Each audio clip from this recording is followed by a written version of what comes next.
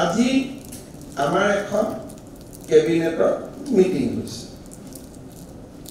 গভৰ্ণমেণ্টৰ পৰা strict instruction আছে যে any lunch and dinner has to be vegetarian মোৰ অফিচৰ পৰাও আছে যে chief minister will eat only simple vegetarian food আপোনালোকে পাইছে চবে নেপোৱা তাৰ পিছত যেতিয়া আপোনালোকে মোক চিকেন খুৱাব খুজে আই ফিল ইৰিটেটেড তাত কাৰোতো পইণ্ট নাবাঢ়ে যদি ইনষ্ট্ৰাকশ্যন নাথাকিলেহেঁতেন বা যোৱা 25 বছৰৰ পৰাই মুখ্যমন্ত্ৰী গলে ভাল কৰি খুওৱা বুওৱা এটা নিয়ম আছিল কাৰণ তেওঁ মানুহ লগ নকৰিছিল আন্দোলন আছে বাহিৰত গতিকে এইবিলাকৰ লিগেচিটো ক'ৰ পৰা আৰম্ভ যেনেকে মই অসমত ৱাৰ্ছ ল এণ্ড অৰ্ডাৰৰ সময়ত যি মুখ্যমন্ত্ৰী আছিল তেওঁলোকৰ লগতো মই ডিষ্ট্ৰিক্ট ভিজিট কৰিব গৈছিলোঁ তেতিয়া ডিষ্ট্ৰিক্ট ভিজিট মানে কি যেনে তেনে CM জন গৈ চাৰ্কিট হাউচত সোমাই গ'ল ডেটছ অল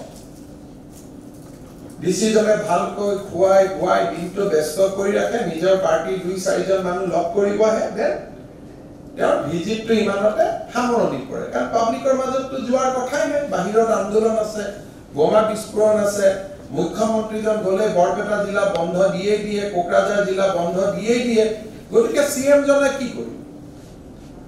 চাৰ্কিট হাউচতে বহি ভাল কৰি সময় ল'লে অফিচাৰসকলৰ লগত কথা পাতিলে লাহে লাহে গুচি আহিলে আজিকালি মানুহে এইবিলাক ভাল নাপায় আৰু মানুহে ভাল নোপোৱা কাম আমি কৰিব নালাগে তাৰ পৰা we create a artificial barrier between the government and administration সকলো ডিসিকে মই ৰিকুৱেষ্ট কৰিম যে অফিচাৰৰ ভিজিট হওক মুখ্যমন্ত্ৰীৰ ভিজিট হওক সিম্পল ভেজিটেৰিয়ান লাঞ্চৰ বাদে কোনেও কাকো সাৰ্ভ নকৰিব আজিকালি ৰাস্তাত বহুত ভাল ভাল ধাবা আছে কোনোবা যদি মন্ত্ৰীয়ে অফিচাৰে কোনোবাই খাই ভাল পায় they will enjoy the food যেনেকে যোৱা কেইদিনমান আগতে ডিব্ৰুগড়ত মোৰ খাবৰ মনত গ'ল মই ৰেষ্টুৰেণ্টত আহিছো মই ধুনীয়াকৈ খাইছো বিক্ৰম was there yes গতিকে খাবৰ কাৰণেতো বাধা নাই কিন্তু যদি মন্ত্ৰী অফিচাৰজনে ডিব্ৰুগড়ত let DC take chief secretary to the finest restaurant in the Dibrugarh Tera ৰেষ্টুৰেণ্টখনেও feel কৰিলে যে ডিসিয়ে গেষ্ট এজন লৈ আহিছে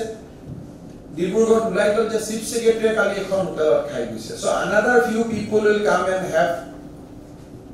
lunch dinner in that restaurant indirectly we promoted that restaurant that hotel কিলা unnecessarily এখন কেবিনেট কৰি অহাৰ পিছত আমাৰ এনেকুৱা ফিল হয় কিয় গলো unnecessary খাই পেলাই এতিয়া ক'ত বমি গ'ল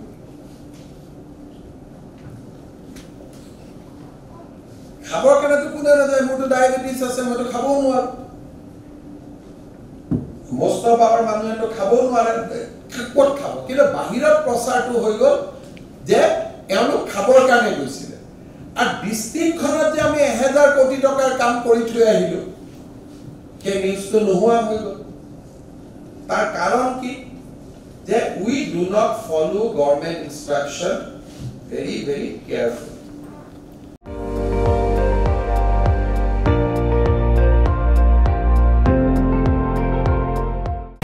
আপুনি চাই আছে ND24